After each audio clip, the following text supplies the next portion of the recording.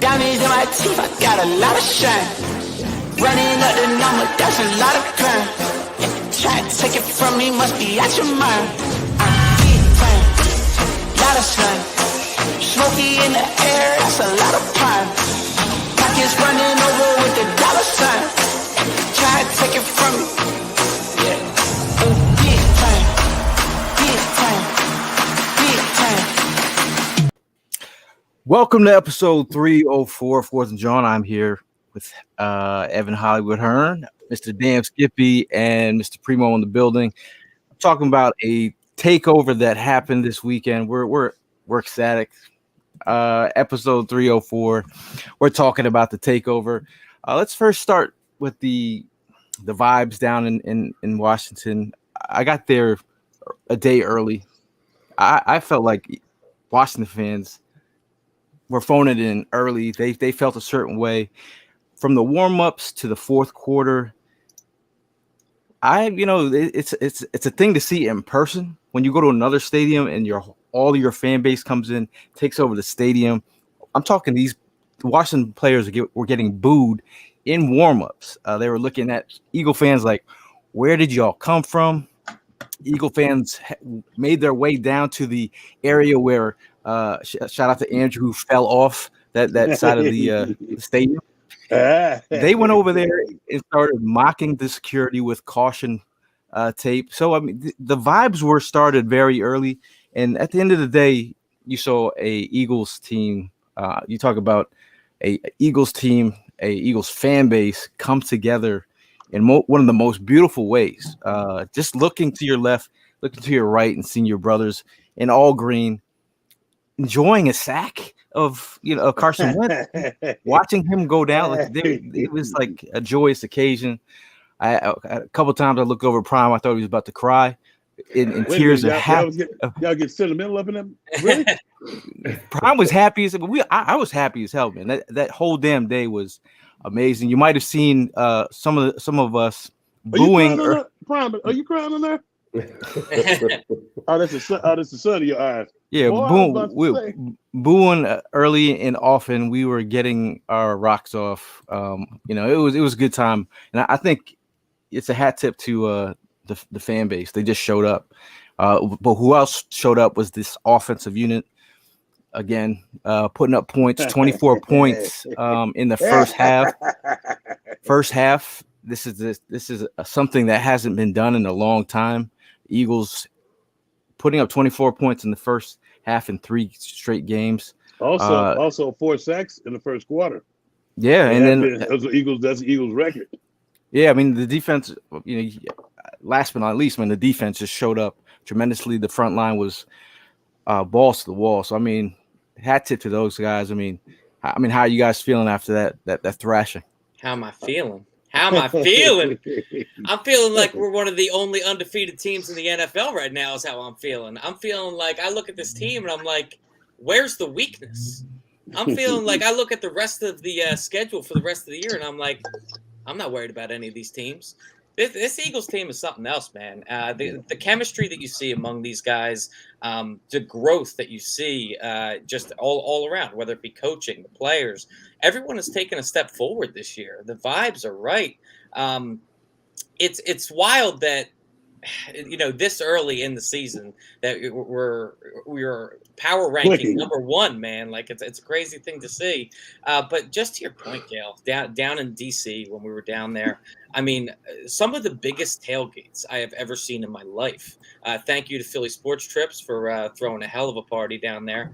But like it was all of the lots, man. Because I rolled down there. I drove separately than you guys, and I'm just walking around some tailgate, and I'm texting you guys, calling you guys. I'm like, where are you at? It was another Eagles tailgate with 1,000+ people. I'm doing laps around looking for you guys and just can't find you. And they got a weird setup down there. I had to walk through the woods in order to get to you guys. Yeah, it was weird. But like Gail said, we took over. It felt like an absolute Eagles home game. It's wild to see your players down there pumping up the crowd, asking for more noise in an opposing stadium. So it was an awesome experience. And, the train just keeps on rolling, guys. The one thing that I did notice was there's a lot of people, a lot of the I call them Jalen Hurts haters was talking about watch what Carson do, watch what Carson do. Some of them was calling it a revenge game. We got our revenge, but a lot of people didn't know the magnitude of being on the team with somebody and longing to hit them. You notice some of the people that were on the team with Carson that wanted to hit him, they got a shot to hit him. They hit him early and often. I think the one thing that the only thing that it didn't really trouble me. I just feel like we got to close people out when we got our foot on their neck. We got to start scoring in the third and fourth quarter, just to let people know where we're coming from. I feel like we have an opportunity, and we kind of let up, but the other teams do have pride. But we're going to have to start scoring in the second half coming up. But I was privy to some of the after the game speech, and initially I was worried. I was kind of worried about the Jacksonville game because I figured it would be a letdown after they kicked Carson's ass. But given what I heard from the guys and the after the game speech, I don't see the guys letting up. If somebody beat us, they're going to truly beat us, and they're going to fight tooth and nail to try to beat us. The one thing that I'm still looking for is a complete and total dominance. We dominating people, but I haven't seen like I think the score is going to go up. And once our special teams started clicking as well, because our special teams really wasn't just like, I need some returns and stuff. I need to swap field position. And did we get a kick block? Oh, we missed the kick. Did we miss the kick? Missed kick, yeah. Yeah, we missed the kick. It's like when you look at it, that's what the coach I know is going to be hanging his hat on. It's total dominance. We dominated on offense and defense, but the special teams need to come on as well. I do like the way that we got competition everywhere, and that's what breeds. When you're good, there's going to be competition at every position because if you mess up, there's somebody waiting to take your spot. But the greatest thing I had was it was a friend of mine. She's as my sister was there, my brother, and one of my in-laws. They are from the DC area. They came with Commander stuff on, but at the end they was looking for an Eagle shirt because of the hospitality that we showed and the class that we showed. That was the other thing too. There was no fights or anything. We showed class in the other people's stadium, and it was just like one of those things where we here and we taking over. This is our house now. You can have it back when we leave. So that was the greatest thing that you didn't hear about. Nobody having fights and stuff. I do have some videos though of some people that were inebriated, and I'm going to show those to you guys later. I got some of those as well. I got one from a guys at All About the Birds. Oh my God, he did the Eagles chant, and I love the way he did the Eagles chant. Just put it that way. I'm gonna text it to you guys. Robert texts one of you guys right now. See if you can upload it. But it's the funniest thing known to man. Hey, listen, man. You talk about the excitement. The excitement started from the very beginning of the day. I mean, from the time in the morning when me and the wife woke up, we looked at each other like, "Yo, it's game day, man. It's time to get up. Let's get up. Let's get going." We had to head down to the Lincoln Financial Field. Caught up with Philly Sports Trip. We decided to take the bus trip down there. It was a great experience. I gotta admit, it was a decent ride. A lot of Philly fans got up early in the morning. As soon as we got there, we ended up giving Vince a hand, get things in order. With my background on the mic and everything and taking charge and stuff like that. As soon as he saw me get there, he was like, "Prime, I need your help." So I went in, filled in perfectly, and started, getting things in order with him. We got to the stadium. As soon as we got off that bus, man, me and Gail, we called up. Excitement was kicking in even more. Like, hey, man, it's time to go have some fun. Let's go to the tailgate. The turnout was great, man. We're talking about 1,000+ people that was at this tailgate. It was a great time, interacting with everybody, people recognizing us from the dip. So, we felt like at home. But, every time we go to Washington, we take over. It's like a guarantee we're taking over that place. And that's exactly what we did. Going into the stadium, I mean, hey, the day was perfect, man. From the time that we got shown on TV, people hitting us up like crazy, saying they saw us. I appreciate everybody that was tuning in. I appreciate everybody that was reaching out to all of us. Yeah, man, it was a great time. I gotta admit, you mentioned something about how I felt about Carson. Look, the minute he ran out of that tunnel, I'm not gonna lie. I'm not gonna sit here and lie and tell you like mixed emotions didn't kick in. Like, damn, like there's Carson in a Commander's uniform. What's this gonna be like? you know what? But I tell you, after that first play, after that first sack, it went all out the window, man. I'm like, yo, let's fucking go. And that's exactly what happened. They It didn't happen after he held the ball for too long. Nah, man, they took. Listen, yeah, I mean, it is what it is. He played like we did, you know, and the Carson of the old was still there. It's still in him. Yes, he did hold on to that ball a lot. You know, he definitely couldn't get away, but the defense took advantage, and it was good seeing the sacks, good seeing the defensive plays. And bro, that offense was lit, man. It was like the best outing that I've seen in such a long time. These balls getting thrown, just you know, me and Gail were talking, and we're like, yo, just throw it up. We got the weapons, just throw it up, and that's exactly what Jalen did. Jalen did that, and these guys were coming down with the balls. Even the ones that were incomplete, we were excited. We were all grabbing onto each other like, oh shit, here we go. You know, that was the type of excitement it was in that building. But the ratio of us fans compared to them, man, people were talking about it was like 60, 40, 50. Nah, man, that thing was like a good 80-20. You look around, you could barely see a Redskins. I think we were probably seeing more other opponent teams like, you know, don't get me wrong, like Cowboys. Fans, Oh god, it was crazy. It was like mixed. I'm like, what the hell are y'all doing here? But hey, look, at the end of the day, y'all could go ahead and work together, and you're still not going to go ahead and outnumber this fan base. And that's exactly what happened, man. You know, we got the victory. The excitement was definitely kicking in once we left that stadium. It was a great time, man. Great time. But I don't know, man. I'm ready to go, man. This team's looking hot, and they stay on fire. Before we get into it, we just want to send some love and welcome a new family member into the 4th and Jawn community. Yes. Malcolm Jr. Talking about holding. This guy's ready to catch the ball.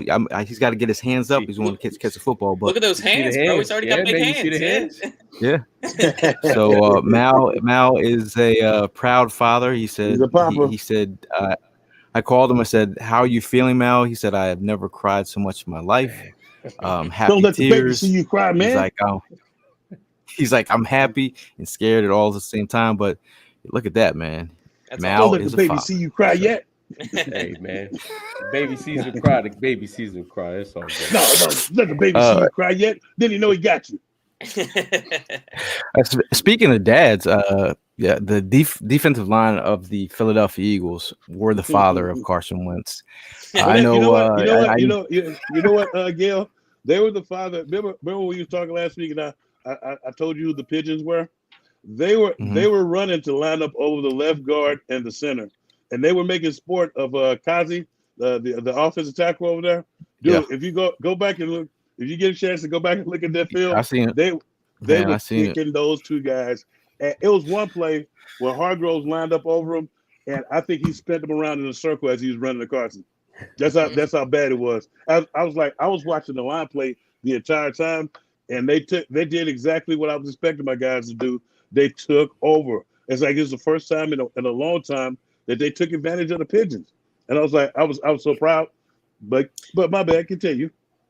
I just want to jump in and say that, like you mentioned the 4 sacks in the first quarter, and you could see that get to Carson right away. I mean, Carson, he gave up in that game after the first quarter, man. He was checked out. He was scared. He was seeing ghosts. And how ironic is it that the next time we'll see him is right around Halloween? Speaking of seeing ghosts, it'll be pretty good. I think we got to dress up in the. We got to dress up in the as the D line. But we talked about this too, Evan. Like, are we really going to go ahead and see him? I mean, if he goes ahead and plays the way he played, are we still going to see him? Exactly. When he comes, back to Philly. If he gets that again, this is finito for his career. You know what? It's kind of funny that Prime say that. Yeah, but it's kind of funny that you say. Well, he'll be in the next year, only because of his salary. But it's kind of funny. Prime says that when I was looking at this game tape. I was like, he can't have if he has another game like this of this stature, his ass will be sitting on the bench. They will start that kid that almost beat Tom Brady last year. They're not going to stand for it. Especially their defense was decent enough to where had somebody put up a fight offensively, and they would have been cool. But their offense didn't put up pretty much a fight at all. The offensive line was getting his ass whooped. And I think it's indicative of the captain of the offensive unit. You see him going down like a ton of bricks. It's like, what am I going to fight for? He getting paid the most. He's not fighting. I ain't going to fight. I'm just saying. You mentioned House too. How at the top of the show you said how old Eagles players wanting to get hits on Carson Wentz. And you look at who was totaling those sacks. It was pretty much Brandon Graham and Fletcher Cox leading the charge there. Some two longtime teammates of Carson Wentz. And that being said, it is awesome to see BG out there balling still, man. Yeah. This guy continues to get better. It's great to see, man, because after the injury that he sustained, it was a real question mark whether he was going to be able to bounce back from that at his age. But he looks phenomenal right now, and I'm glad to have him back. Now, the Eagles had 4 sacks in the first half for the first time since 1991. You're talking about Fletcher Cox. He had 3 total tackles, 1 sack, 2 QB hits. 1.5 sacks. 1 tackle for loss. Brandon Graham, 6 total tackles, 2.5 sacks. 5 QB hits, 1 pass deflection. TJ Edwards, 10 total tackles, 1 sack, 2 QB hits, 2 tackles for loss. Now do they count the QB hit when Carson pulled it down and tried to run? And I'm talking about TJ unloaded on that ass. Carson was trying to make a statement at this point in the game, and he came and he tried to do that because he's a big guy. He came and he tried to lower the dynamite, and TJ came up and was like, "Yeah!" I was like, I think he knocked all the rest of the fight out of him at that point of the game. And I also want to, while we're on the topic of the linebackers as well, one thing that I started to think about is we haven't even fully opened up this team yet. Like, Nakobe Dean still waiting in the wings, man. TJ Edwards is balling right now, and I'm glad to see TJ Edwards balling, but we have so many layers and so much depth to this team. Jason Kelce is playing at a phenomenal level right now. Cam Jurgens, I'm sure, would be balling as well. This team has depth. And everything that you're mentioning there is a good problem to have, man. It's not a problem. It's a problem. It's not a problem for us, but it's a problem, and it's a very good problem. A problem for the opposing teams. That's just the thing. You clearly stated we still have weapons that you don't even know about. And then going back to a lot of the comments that you guys were making earlier, we're not scoring in the second half. I'm also curious to know why we're not doing as much in the second half. But then somebody, I can't even remember if it was Gail or if it was Evan that brought up the comment, maybe you don't want to go ahead and show everybody everything that we got. Maybe that might be the reason why they're not doing so much in the second half. I don't know. And if that is the reason, I'm okay with that. I can respect that. You know what I mean? Because they're doing their thing first half. Because we haven't seen first half play like this in God knows how long. We usually wait till the second half. Right. Too little, too late nonsense. Right. And I don't want to. Well, we was talking about the people that are stepping up. I don't want nobody to forget my boy Patrick Johnson, second-year player, stepping up. And number 95, we can't say his name, but he was handling business as well. I feel like the young guys are stepping up as well. And Jordan Davis, you see the big pass block, he was getting more playing time. Yeah, Jordan Davis, that's another guy that a lot of people are talking about. I think he's definitely going to be an X factor as they go down through the season. You talk about a guy who's working his way into his role. I think he's a guy that everyone wants to see him, just let him rip, but be patient. We're seeing it. He was causing pressure early and often. I don't know if you guys saw that clip where he's coming up the middle and Carson is just like, the Carson, when he sees the deer in the headlights, he had a deer in the headlight moment when he saw Jordan Davis coming at him. So he was causing pressure early. So I think as we get down further into the season, you're going to need this depth. And I think Jordan Davis is just coming into his own. Yeah, absolutely. And how about we flip it over to the other side of the ball. We got 3 Batmen out there, as they like to call themselves. The only 3 wide receivers in the league with 45-plus yard receptions so far this year. Like I said earlier, we are firing on all cylinders, and that is one thing that, granted, that was me. Guys, that was me talking about Jalen Hurts on the arm strength earlier this year. My man's been throwing the deep ball like no one else right now. I got nothing to say. I think this man has progressed immensely, and it's great to see, man. Carson Wentz was easy take. Easy okay. take. I know. Let's not gatekeep the Jalen Hurts love here, okay? All I said was simply that he can't be the Jalen Hurts of last year and be him this year and be considered the franchise quarterback. Jalen Hurts has proven to be a franchise quarterback this year, 100%. He definitely is, and going back to last year when we all had concerns about certain things about him, your concerns. I didn't have no concerns. All right. Your concern, Gavin's concern was the arm strength. My concern was leading the receivers. It's all things that he progressed in, all things that he's gotten so much better in. I mean, we were going back and forth. I was explaining to you with my baseball background experience, arm strength can be built. And look, it shows. Proof is in the pudding. My man is really launching. And what did I tell you? You're gatekeeping. This guy's gatekeeping. I distinctly said, give this kid a chance. He's got to learn. Absolutely, but that's everybody talking about. We say don't give him a chance. I said give him a chance. You did. Everybody was tearing him down. Give him a chance. Y'all act like he was a 5 or 6 year veteran. That's what y'all was acting like. And I just said, give the kid a chance. Who's y'all? Yeah, who was talking about? Y'all get the fuck out. His arm strength. Not me. Wait a minute, he's got to be able to throw these passes. Tank, let me just ask you a question. Can I ask you a question? Okay. Do you think that Jalen Hurts has improved from last year? Yeah. But I knew that was our point. We needed him to get that.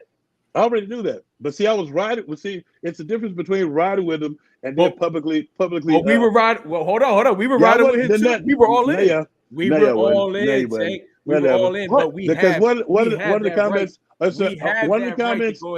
the comments was, "I don't believe in him yet." Yeah, one y'all said y'all didn't believe in him. We were all in, bro. Well, y'all said when you say you don't believe in him. Who are you talking about? I'm talking about them too. me and Mal was letting y'all know. We were all in. We were all in.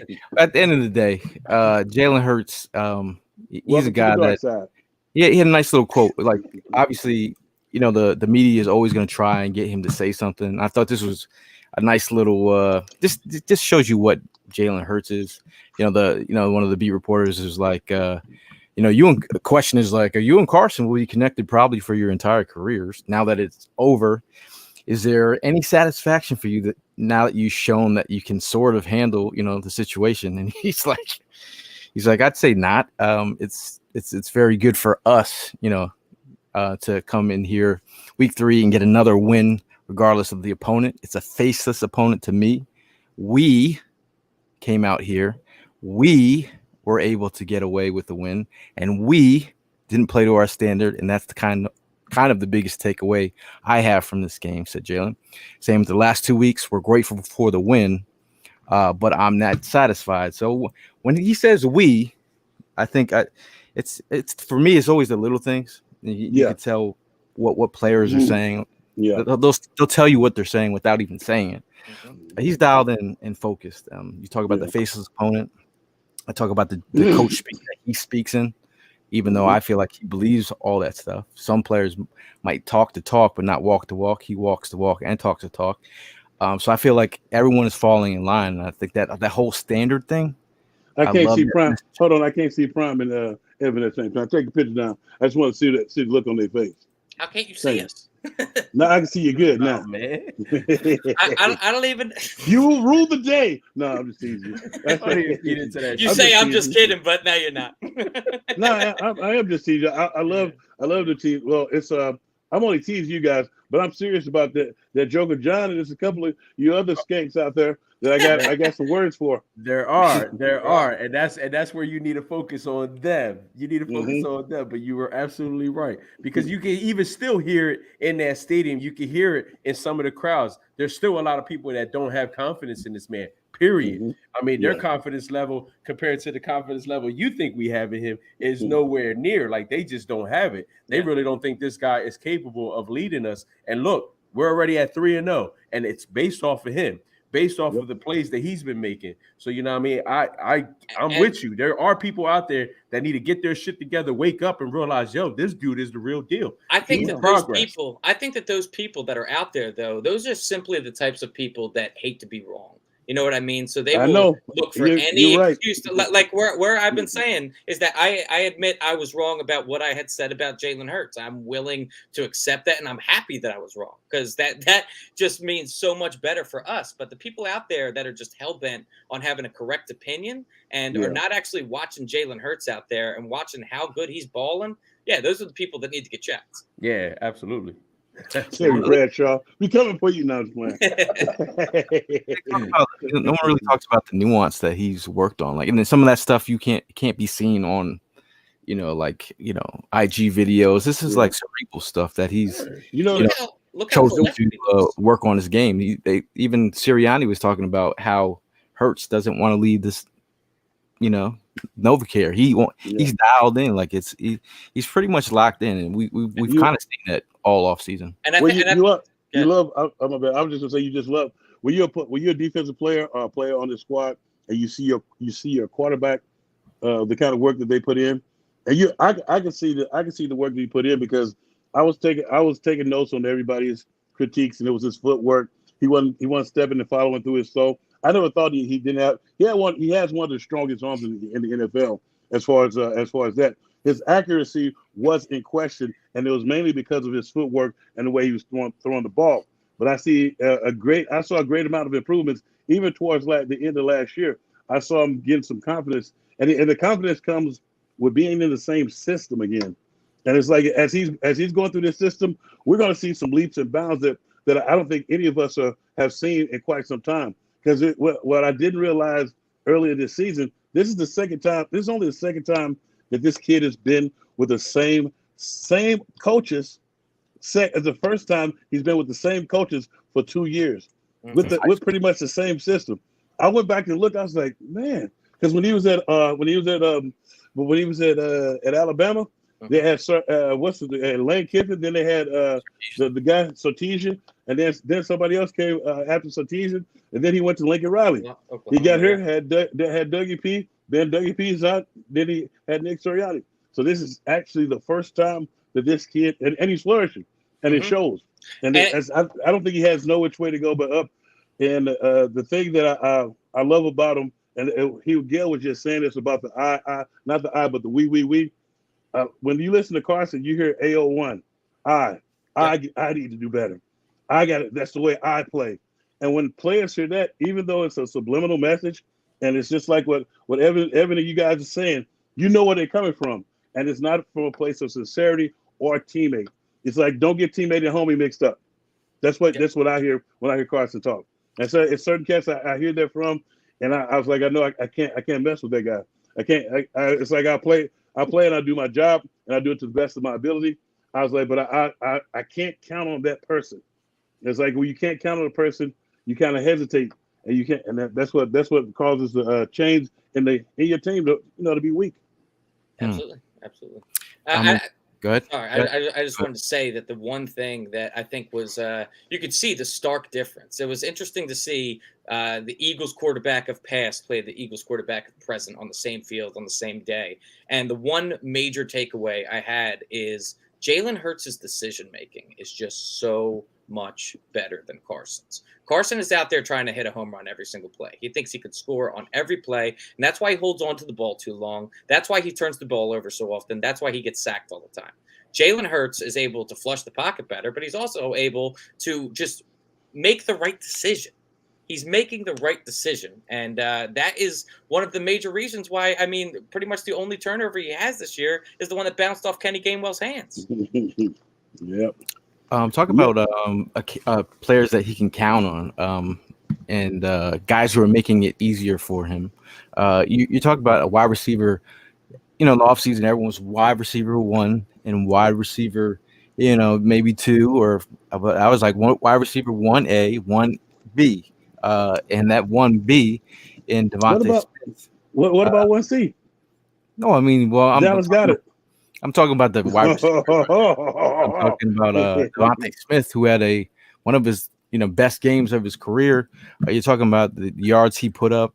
I saw a note from Reuben Frank out here. He said 169 receiving yards was the most by an Eagle since Jeremy Maclin had 187 in the loss to Arizona in 2014. It was the most yards any Eagle has had against Washington in 29 years since Calvin Williams had 181 yards in a game at the Vet in 1993. So, but the way that he's attacking the football at the catch point is when we wanted him to get drafted by the Eagles. This is exactly what we talked about. Consistency at the catch point has been amazing. The way that he contorts his body in the air. This is things he's been doing consistently through college every year. and now he's just he almost it reminds me of Marvin Harrison. Like I'm watching the game, I'm like, man, he looks like Marvin Harrison out there right now. Bro, the Slim Reaper came out on Sunday. The Slim Reaper came out from the dip on Sunday. That man was stealing souls. He was up in the air and grabbing everything that was coming his way. There was one play that you guys walked out to go do whatever y'all had to do. And I'm glad I didn't move because that was the play he called the end zone. I mean, he went up in the air. He brought that baby down. Bro, my man was sweet. He was on fire. He had a lot of family there, too. Yeah, his footwork was on point. He was making plays, and I love to see it. The fact that we were in the building, we got to see that thing hands on. It was great, man. He was on. It was one of the best shows that I've seen in a while, man. And just to Gail's point, where he's talking about 1A, 1B, like you have Devontae going off this game. You had AJ Brown going off the first game of the year. Like this is legitimately for a wide receiver core that just a few years ago. What was it? Greg Ward or Travis Fulgham leading the charge with like under like 600 yards or whatever. Like we have a realistic opportunity right now at 2,000-yard receivers. And that is just amazing to see, man. Devontae Smith, and that the one thing I want to say about Devontae Smith, it's not just his hops, it's not just him going at the catch point. It's his ability that this guy's 170 pounds, and one of the biggest complaints is he's too small. He's not going to last in the league. Dude, he's fine. He plays big. He's fine, absolutely fine. Yeah. And so it's great to see, man. It's a couple of unsung receivers. We're not talking about Pascal or Quez, who's been making quality contribution, especially Quez on that deep sleeper that put everybody on notice about my boy's deep credibilities and throwing with accuracy. Mm-hmm. And absolutely, it's a good point. I mean, you said we don't really forget about Quez, and we really didn't forget about Pascal neither, because I mean, like they've been doing their job, and that's exactly what we need. We got 4 receivers that are doing their job, 2 that are definitely getting all the attention, opening it up for the other 2. So yeah, I mean, whether they're C and D, the fact that we have again that problem, I'll take it any day of the week. You know what I mean? So it's like you're going into the game and you're like, all right, who's going to be that guy that's going to put on the show today? Because we have 4 options. When's the last time we had 4 options? 5 options, 6 options, whatever. I'm running out of fingers, bro. Let me ask you guys a question here, too, because Antonio Hopper brings up an interesting, what is it, Sophie's Choice, what they called? But anyway, are you happy that we ended up grabbing Jalen Reagor? Because ultimately we don't get Devontae. Do we have to suffer before we get to succeed? Is it like is that you gotta crawl before you can walk or, exactly. or run? I mean, I'm not trying to throw I'm not trying to excuse any of Howie Roseman's mistakes here, but he does have a point. I'm saying he does have a point. We got an elite wide receiver core right now. Well, I think. It's true. But if you had Justin Jefferson and then you get Devontae Smith, I mean, you would have never drafted Devontae Smith. Or if you get DK Metcalf and then Devontae Smith. Yeah, that's true. which would and then you got AJ Brown. Oh sorry. Nah, there's no way AJ comes here with 2 studly wide receivers like that. I don't know. You never know. Hey, listen, man. It all happened for a reason, and now we're all glad it did. Yeah, that's it. I'm happy with what we got. Just reap the benefits. Let's not fantasy football this up. Yeah, exactly. I know Hollis was talking about Dallas Goedert. Like, let's not forget about Dallas Goedert. We'll talk about. I mean, AJ scored, Devontae scored, Dallas scored off a nice little tight end screen. Little move he made. How about the move, though? Bro, the move he made. Well, I mean, you also got. We all sounded like Chris Berman in the crowds. We were like, "What?" You gotta give hat tips to the way that Kelsey got out there, man. He had that the horses out there leading the way. Did a nice little skip to my Lou move, and I, when defenses are trying to defend the Eagles, like who do you defend?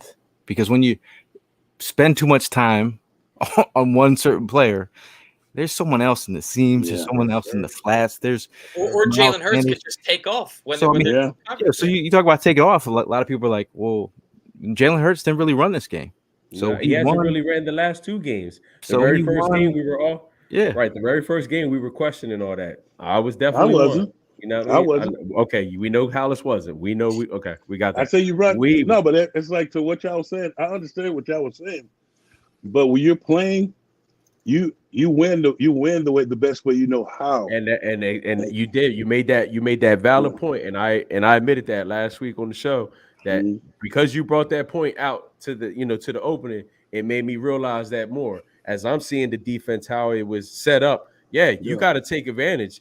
That's what Jalen got better at. He Yeah. didn't have that shit last year. Yeah. That's another thing he got better at. He read the defense. He's reading the field. So if his guys are being occupied, he's gonna go ahead and do his thing. So you know what Yeah. I mean? Yeah, you made Well, that. that's what It was a valid remember. That's point. what I told you. I got mad at 5 for not doing because he was listening to everybody trying to stay in the pocket, and you see them running man. You see them running man under, and you steady trying to wait on a pass to be thrown Yeah. instead of just pulling it down and putting these motherfuckers on notice. Don't turn your back on me. Don't turn your back on me so I can throw the pass behind you or in a gap between you. That's as a quarterback, when they turn their back on you, you pull it down and you run and let them know that the 4 up front that's going against the 5 or the 3 up front that's going against the 5 ain't gonna get it. You better make you spy me and take somebody out of the coverage. And that's it. It puts hella pressure on the defense. And it's like just the threat alone. I'll tell you this: in practice, when we was going against a quarterback that ran, they used to have a running back there with the ball after the quarterback threw the ball so that we could chase. Yep. So it's like you put you on notice, and even if he doesn't do it, you got to prepare for it. It's like I feel like and that's another thing too. I feel like we've been preparing a lot better as far as coaching wise too. We haven't been surprised by just anything and everything. So now talking about offensive MVP from last game. Who you got? Who you got? Numero 6. Number 6 all day. I still got number 1. I'm sorry. That's cool. That's fair. Cool. I respect He had a great that. game. I can't beat that. I can't beat that. You He can't beat probably that had with his the back. best game of the year so far. I I mean, respect that. Passing-wise. You could go Cole MVP. no co For MVPs up in me, here. like I think both Cole of MVPs. them played a Well, yeah, phenomenal one was throwing to the other, because it But just then, from a, but then What was one that? That one was got another other 300 one got other 300+ yard everybody game? else involved. just One from a was wide receiver contorting perspective, more than anybody from a else. wide receiver Yeah. perspective, I'm gonna give some love to the wide receiver there because he just had one of his best games of his career. Spectacular. No, Jalen was awesome too, man. Yeah. Jalen was awesome. You see how there's a picture of him leaving the stadium, versus last year where he almost got trampled. Oh, But yeah. this time he's probably 3 feet off the air. You got Dom holding the gate up. I mean, He he's made just got, sure. he's 3 feet off the air, and there's a look on his face where, as much as he's locked in and he kind of downplays the emotion. Usually at the end of the game, he lets it rip after a big dub, and I like to see that from him. But the way that he's locked in, man, I love to see it, man. Yeah. absolutely. Something we haven't seen in quite some time. Now talk about defensive MVP. There's a lot of sacks, The QB D-line. hits Yeah, I was gonna say the D line as The a whole. D-line. You can't really. as a whole. Yeah. Yeah. It's gotta 9 be. sacks, a bunch of Hey, I hits. can't- 9 sacks, 7 of them they only rushed 4. I think Yeah. that is something that's being swept under the rug right now. Is Yeah. we were getting pressure with only 4 guys, which is something that honestly we were kind of concerned about. We wanted to see more blitzes, but if we're able to get that type of penetration with 4, I don't think that happens week after week because Carson holds on to the ball too long. I think that Yeah. number is a little bit But skewed. the one thing that I did see though, we didn't really blitz. We did some pressure rushes to where one of the defensive ends if it was Reddick, sometimes they was dropping the back, but they sent them more times than not, and they rushed just 4, but you didn't know which 4. And that when I say creativity in the defense, if you look at everybody else's defense, in order for our secondary not to be tired at the end of the game, sometimes you have to run some zone. We call it zone pressures. And when you run zone pressures, you get the guys up front moving around and stuff, and they get to slant and move this way because you're bringing somebody from the secondary, and you're just dropping one of the defensive linemen who's more than likely in, and you dropping them under somewhere, and you had this inexperienced offensive line that was playing. So that's why I loved what they were doing. I know it was Vic Fangio. Come on! I was just about to ask the question. Say where we at with getting it right now, bro. I know this is all Vic Fangio. I know I'm a student of the game. I know You think he's how got he the calls. earpiece in? It's behind the curtain. I know how he calls the games, and it's like one time we're gonna sit down and we're gonna watch a game, and I'll show you how a good defensive coordinator calls the game, because we used to have not in practice, but in film sessions after going through the week of practice on that Friday and that Saturday night before the game, we would be sitting up in team defense, and he would pick somebody out to call a defense. Call defense on this play. It's like you have to call defense. It's Jim would be like, "Tank, second and 9. What you call him?" I'm calling under smash zone trap. He said, "I call that too." And you know why I call under smash zone trap? Because it's 2nd and 7 plus. They're trying to throw a short pass so they can make it to 30 manageable. So I'm not sending the house, but I'm sending four to five guys to put you on notice to get the ball out of your hand quick, possibly causing a pick, and hitting the quarterback to let him know that it's about to be a long day. So it's an art, and I learned the art. It's the funniest thing is when I watch the games, it still works to this day. And that's like our next game. You're gonna see it at its finest with the next game, because the defensive coordinator, he's one of my teammates. He's my boy, and he's a disciple of Jim Johnson. So we gotta get ready for this cat. Yeah, Mike Caldwell. They talk about going back to the defensive line. I love when they got those one-on-ones. When they got those one-on-ones, Hargrave took advantage, like Fletch took advantage, and that's at the end of the day, that's what you want to see from your linemen, taking advantage of those one-on-ones and just really taking those pigeons and throwing them out the way, throwing them out the club. I did like how they were showing the five man up front, and then moving back TJ, or like showing blitz, or like even on some of these passing downs where Epps would like lurk. He's in the alley just waiting, and they we call that Robert. Yeah. and Darius Slay was talking about in his presser just being, they're like how to stop Carson Wentz, taking away his first read, making him get to the second and third. And you're seeing where he was falling apart. And you could see where he's like trying to throw in that window, and Epps is like, "Hey, bruh, I see the dagger concept coming through." Like when you get the point where your cornerbacks are running the routes for the wide receiver, that's like beautiful. That's beautiful. That's beautiful. Yeah, it is. And you know what? But I was just gonna say, that tells us that they need to be in the offense a year longer. Their receivers, and they're tipping their routes. What I did learn from Troy Vincent, Bobby Taylor, and Al Harris, and all those guys is just sitting around watching them and watch film and listening to Leslie Frazier. Guys tip their routes sometimes on the way they're running. It's like if they run it out real hard like this, as soon as they do this, it's a comeback route. But some guys know how to disguise it, and that's why when they say a guy is a real route runner, he never shows you what he's going to do. That's what I like about the Slim Reaper and AJ Johnson. You never know when they're doing the comeback, because they run the same way. And it's almost like a cliche in football, because if you're doing a move on the defensive line and you're about to change your move up, you still go about it the same way, so you don't let them know what you're doing. So once they get on tape, they never know what you're doing. That's the part that's when you make it past 3 or 4 years. That's how people get past 3 or 4 years, because once they have you on tape and they figure you out, it's up to you to be able to give them the same look, but give them some different stuff at different points of the game, so that you continue to have success.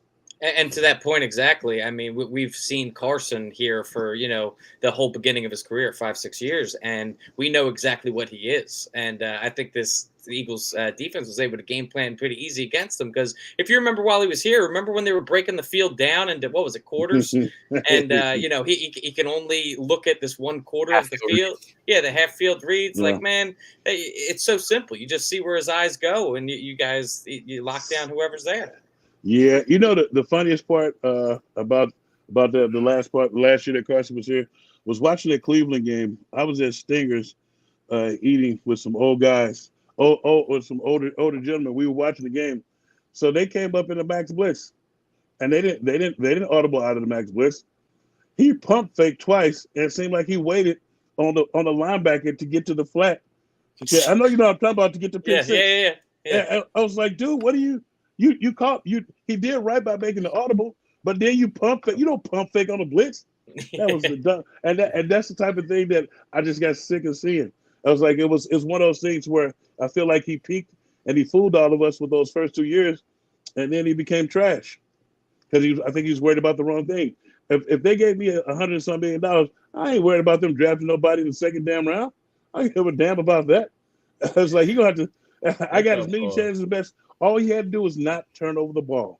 Wake up! If you don't, that's the one thing any coach will tell you. If you turn over the ball too much, you cannot lead us anywhere. I'm just happy they won the first round of this, because Sirianni's talking about this 17-round fight. I feel like, I'm glad they won the first round. And then they're setting the tone. We watched some NFC East football last night. The Dallas Cowboys and the New York Giants, Both who trash. lost Sterling Shepard tore his ACL on that. And no contact too. That was pretty bad. That was bizarre. Regardless if how they played, regardless of Sterling Shepard tore his ACL. That game was so trash. It was on both sides. Defense, offense from both teams. I mean, it was a boring ass game. Like, I'm not just saying this. I'm not being biased, but bro, like, I've seen these guys. I've seen these teams compete. I've seen them go at it. It's at times entertaining because you want to see the opposing teams in the division go at it. Right. But that was probably the worst outings I had. I mean, we had drop passes. Rush looks good. That line is horrible. Defense, terrible. Parson, I know he was sick yesterday. I mean, he plays a whole lot better than that. But we were all sick watching that shit. Yeah, it was bad. It was bad football yesterday, man. You know what? If you watch the second half, some quality football came in the second half. But that first half, if you were bad enough to stick around for that second half, and I use that term loosely because it was like if you could stomach any more of it. That second half was actually some exciting football, but it was kind of like it's like watching the Bad News Bears get good. Can I just tell you too the lengths that these Cowboys fans go to? Because I saw a beat writer for Dallas, and he was out here talking about after that game, Cowboys second half points this season 21, Eagles 14. Is that guy high? Like, are you looking at these two teams and you're like, yeah, that's a legitimate comparison? Was that RJ Ochoa? Like, Ochoa, yeah. Well, the funny thing is, he's like his Super Bowl. His preseason Super Bowl was the Vikings and the Bills. Oh, so God. when we beat the Vikings, he was like, well, I said they really haven't played anybody, but it's maybe 3 out of the 4 opponents. I'm like, come on. Yo, you gonna move the goalpost? That's what the Kings do, moving the goalposts. Well, that's when you start seeing outside reporters starting to talk about the Eagles. You know that it's gotten to a point where the streets are talking. They're shit is real when you get this man to talk about a Philadelphia Eagle when he hits number 1 on his playmaker list. When's the last time you seen a Philadelphia Eagle be on this man's playmaker list? I mean, he got so excited. I thought he was going to come out in suit. Matter of fact, bro, if you go back to that video, he unbuttoned his jacket because he was so souped to talk about Devontae Smith. Yep. But but I don't like it. I don't like it. And Morris doesn't like it either. All these yahoos coming out the woodwork. They was shunning us at first. They're just waiting on us to have a bad game. So they say, see, we told you they weren't good. I don't like it. I don't like them talking like they down with us. Fuck them.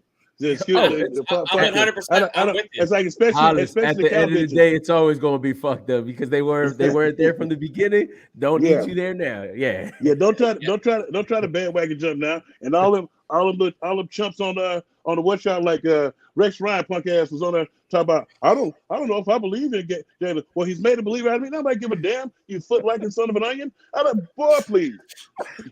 He has a foot fetish. I'm sorry. I had to bring that up. Yeah, I'll take that. I'll take the onion. bro. Like, because I mean, you see all these outside media outlets really just pouring on thick, and I'm just like, we've all been here in the trenches. Right. It started in the off season. The talks that we've Oh, yeah. had, the practices we've been to, the things that we've seen with our own eyes. We didn't need someone else to tell us what we're seeing when we're seeing it in practice. And at the end of the day, that's the kind of stuff I love. I love to see it come to fruition. So like we're here in that moment. But I mean, from the first 3 games, we'll go around the room. What is your number one takeaway from this Eagles team? I'll go Prime first. What is your number one takeaway from this Eagles football team? Well, thank you for letting me go first because I'm pretty sure the rest of the guys are going to talk about the same one. But, bro, it's Jalen Hurts, man. Jalen Hurts coming out of the woodworks, doing his thing, proving us, fans that had some concerns that, hey, listen, man, just hang in there. I got it. I'm going to go ahead and prove it. And that's exactly what he's been doing. Now, I know we're only 3 games in, but it's still having that great feeling that, we can find this confidence going in to these games every week. And, he's given us reasons to have that confidence. And I can't be more thankful than ever, seeing the work that he's been putting in the off season and now showing it in games. I'm there.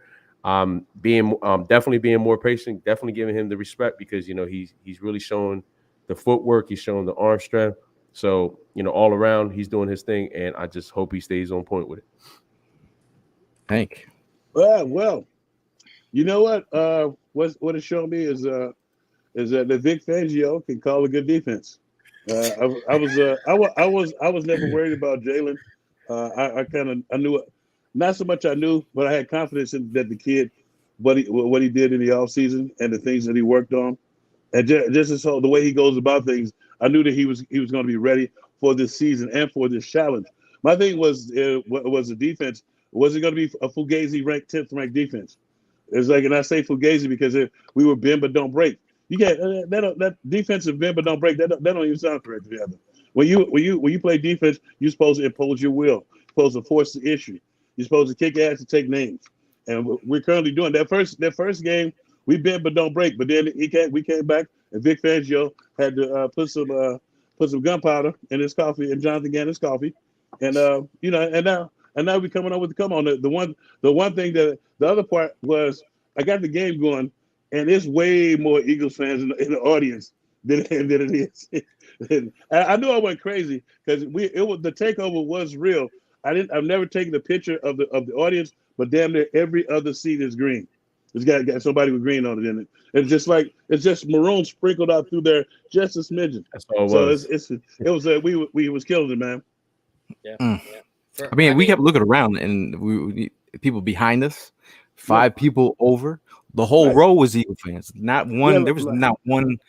I saw Cowboy fans in our section. And the funny thing is, if you just looked at this game and then took the score down, you would think it was Eagles home game because they got on light colored uniforms, and when you look at the stands, it's all those Birds fans that came out that handled business, man. It was dude. And one more thing too. I know everybody's seen when Jordan Mailata destroyed somebody trying to come on the blitz. He destroyed him. Oh, God. And laid on top. But Evan, before you go, man, you know what I mean? Hollis, just a point that you brought up. I'm going to tell you right now, that was a home game. Fuck what you heard. That was a home game from the dip. I mean, we took over that stadium. Yo, we were booing everything in sight from the cheerleaders, no disrespect, but the cheerleaders. The kid that went and grabbed the tee off the field when he was getting booed. All right. The guys that were singing the national anthems. I mean, us Philly fans, we contributed because you couldn't hear them for shit. So we ended up chiming in, and it was fun, man. So you knew that game was going to be all us from the very beginning to the end, and that's exactly how it turned out. The other part of that was at the beginning of the game, I was listening. I had to turn up the volume. You didn't know that it was not a home. It was a home game for Washington because everybody was booing the crap out of Carson. When he hit the field, all you heard was boo. Well, I was like, damn. I was like, are they at home? Dude, it was a great thing to hear, especially as a in my playing years and seeing everybody that used to do it. They traveled well when I was playing, but man, this is probably the best I've seen ever. Yeah, And just to your point too, I think my favorite chant of the whole day was whenever Carson was down and third down, and the whole Carson all started, and that was getting in his head. But to answer Gail's question, to get back to that, if I had went first, my answer would have been Jalen Hurts. He is him, bro. He is what a franchise quinky quarterback. baby. But I will say that my answer, just to switch it up a little bit, is this defense, man. Like as a whole, you're looking from the defensive line just absolutely dominating on Sunday to having two elite cornerbacks in Darius Slay and James Bradbury, just being able to lock things down on the outside and keeping Lil Tay in the slot exactly where he belongs. He's flourishing as well. One of the big concerns going into this year was, the safety position. Chauncey Gardner-Johnson and Marcus Epps have been playing great. This defense as a whole is a force to be reckoned with. We have a legitimate top 5 defense paired with a top 5 offense. You know what that means. Ass kicking. Get ready. Going to be a long year. You know it. All right, Football in January. my biggest takeaway after these 3 games, my brother's, we're related, so he's kind of reading my mind, and he said there's no Robins on this team, no sidekicks, everybody's making plays. I do have the Batman shirt on today. I looked high and low to get one. They're at Kohl's for $15 if you want to get one. Since early this morning, just so everybody knows, since early this morning, this man's been out there looking for a Batman shirt. I'm working. I got 3 of them. Yeah, man. So I have some, but it's funny just because when you think about this team and the areas of weakness, everybody's balling out of control. You can start with Jalen and work your way across the offense, the offensive line, defensive line, the safeties, the corners, the linebackers. There's really not a position of weakness where you're concerned about. But at the end of the day, every single week, whether it's Darius Slay last week, whether this week Devontae Smith, or like any one of number of the guys across the line making big plays, there's so many guys that are stepping up. There's no sidekicks. There's just asses being kicked across, the 3 weeks in a row, and it's like I'm not even coming from a homer perspective. Well, I love what I see from this team. I love what I see from this team. You know what it reminds me of. It's like when we see the depth that we have, and everybody's getting in again. Because I like to watch when the young guys get in there to see what they're gonna do, and they actually doing good. They season the second. I had a speech, a pregame speech, given by Avery Johnson, and he came to us and he's like seize the second, because it's like you're never gonna get this moment back again, and you never know if you ever be at this point again. He's like, so you need, anytime that you're on the field, you seize the second. You do your best and leave it all out there, and you ain't got nobody to apologize to, and you have no regrets.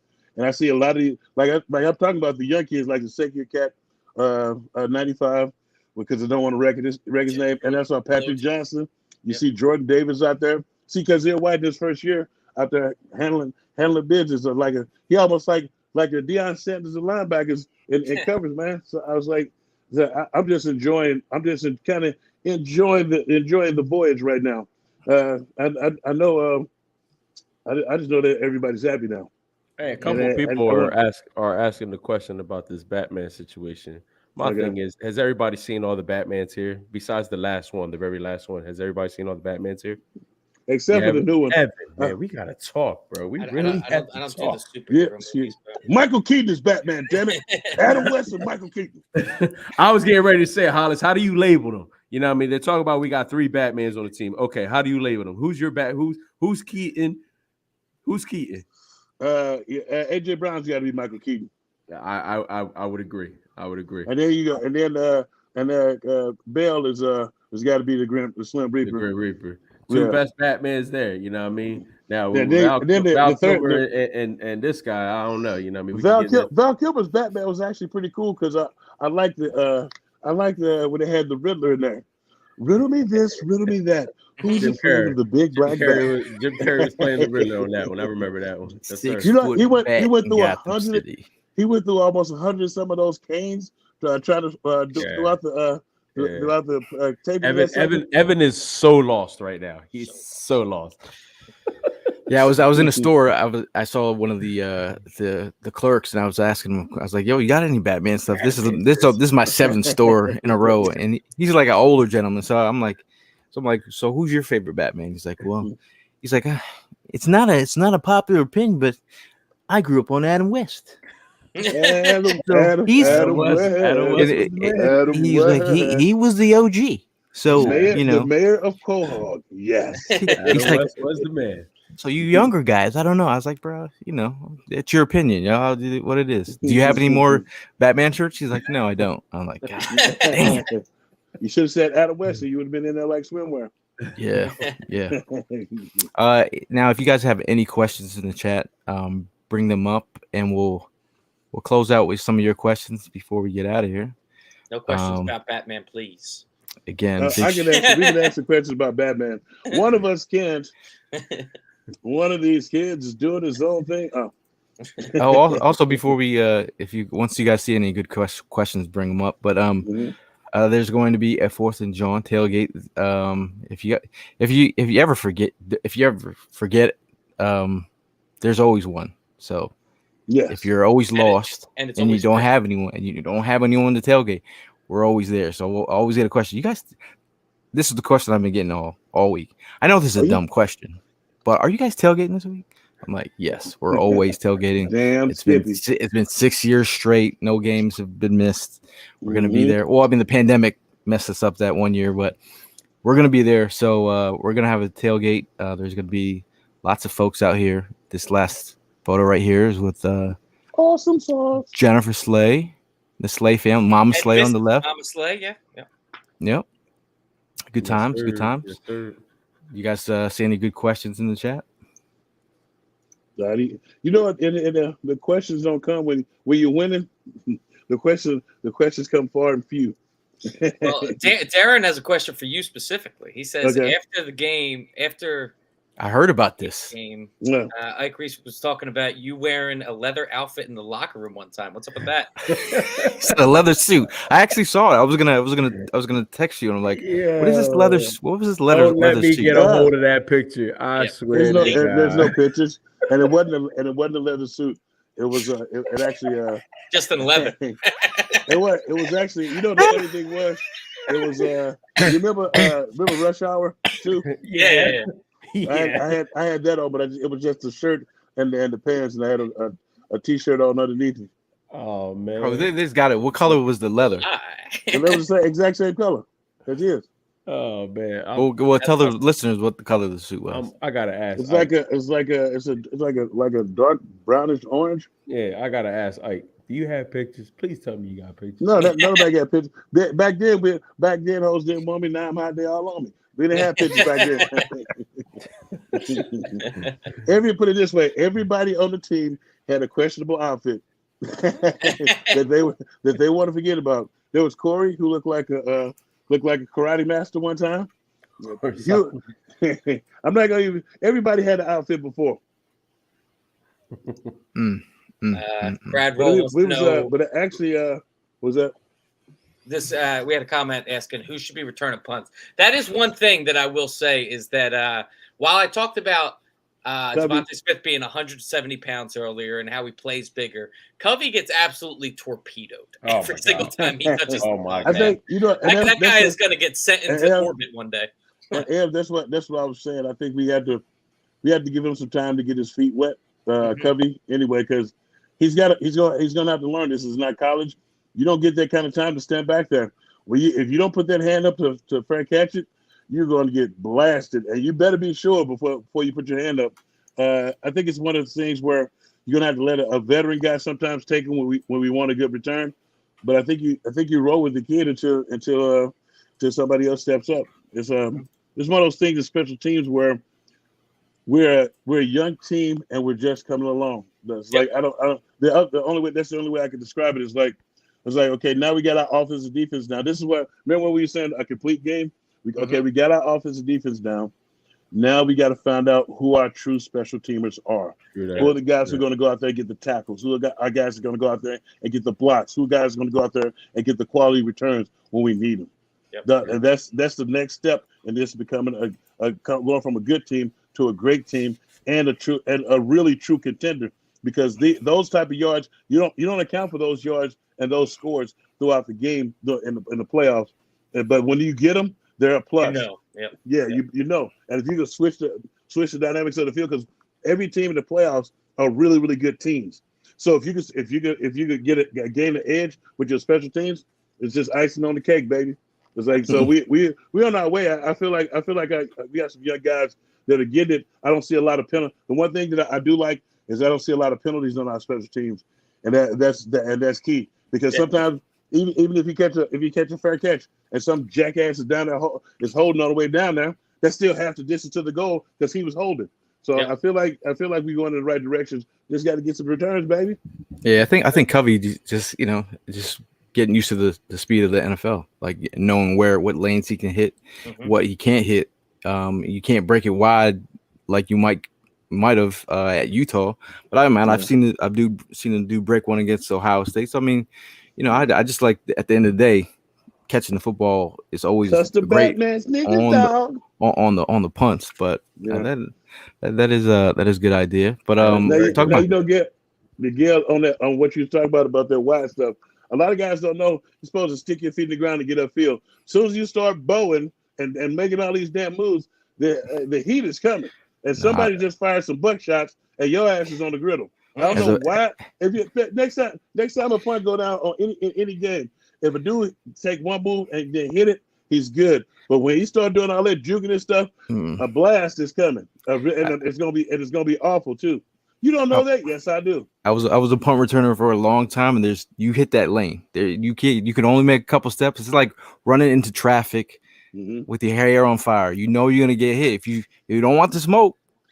It is what it is. But talk about not smoke, but look at this photo here, man. Look at this photo here. That big ass sunflower. Last time I saw Hollis at the tailgate, this is how we left him. Don't act like you're not impressed. I'm very impressed. Very. You almost look like the cowardly lion in this. Nah, I got too much courage for that. Well, what was nobody around me trying me? I kept on coming back to the spot to make sure Hollis was good, man. What were you sipping on at the tailgate there?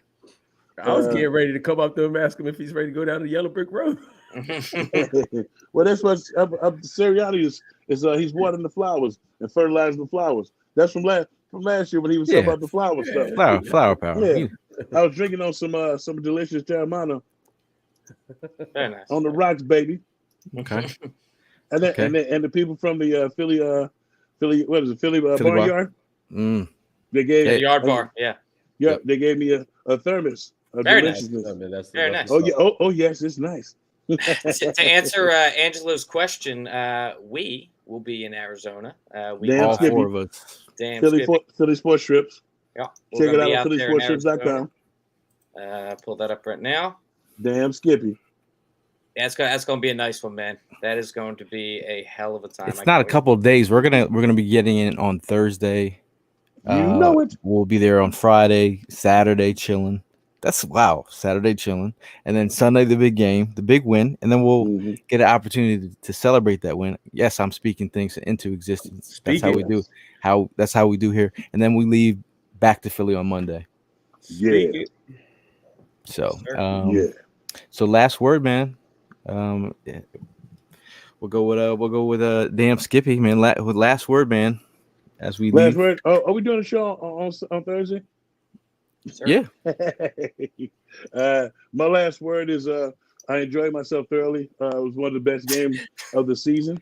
I enjoyed myself thoroughly throughout the tailgate, and then it was a pleasure to watch the game and listen to the chumps that are coming. I don't know if you guys don't get to listen to the commentary. They be wanting the other team to win so damn bad, and it just pisses me off just to listen to their dumbass talk. And I may have to. There was a guy who put out a book about all the bad calls and all the bad predictions that commentators and supposedly analysts make, and supposedly expert analysts make, and it's making a lot of money. I need to just give everybody not commentary, but play-by-play on the stupidity of some of the people that they're supposed to have top-notch equipment to get the call right, and you're lying, and they sit up there and lie. But I thoroughly enjoy myself. Besides the jackass of commentators. Primo, last word. Oh man, definitely want to give a shout out to the wife. You know, it was her first away game. You know, she ended up joining me. She had a great time. She went and started talking about it. She enjoyed herself very much. She got to see, you know what I mean, what it was like to be with the 4th and Jawn boys. You know, she saw a different side of all of us, but she had fun at the end of the day. Definitely a big shout out to Vince and his crew for the Philly Sports Trip tailgate. I mean, it was hands down a great turnout, man. I mean, you guys put it down. It was very great. A lot of people are still talking about it. Looking forward to the next one in 2 weeks in Arizona. You know, like the guys I mentioned earlier, you guys are trying to tune in and catch up with us at the tailgate. There's still an opportunity. Get on it. They definitely, you know, they putting on a good tailgates lately. So, you know, come and join us with over there in Arizona. Other than that, man, you know, be safe for the rest of the week. We got Jaguars coming up. Make sure you guys join us at the 4th of Jawn tailgate. We're going to, you know, throw it down once again, and we're going to keep this streak going, man. Let's go. Go Birds. Sure. Yeah, for me, I just want to kind of echo what Nick Sirianni had been saying, man. He talks about this being a 17-round fight. Tank, I love the fedora. First of all, I got to just throw that one out there.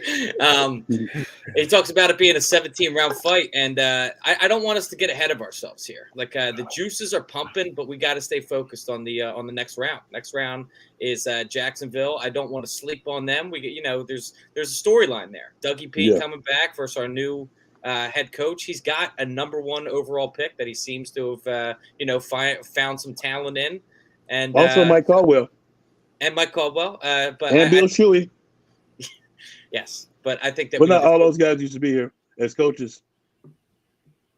Is this my last word, or is this Tank's last word, Styles? I was just giving it to you. Just trying to help you out.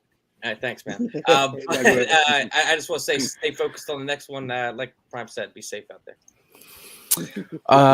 Yeah, I mean, to echo some of your words, man, it's been a good ride, man. Like you talk about, if you've been rolling with us since the off season, if you open practices to Detroit, as we continue to roll and stack dubs, that's what at the end of the day it's all about, stacking dubs. You might not like how we get the dubs, but as long as we're getting dubs, it's good. As long as they're taking some learning lessons from what they've been going through.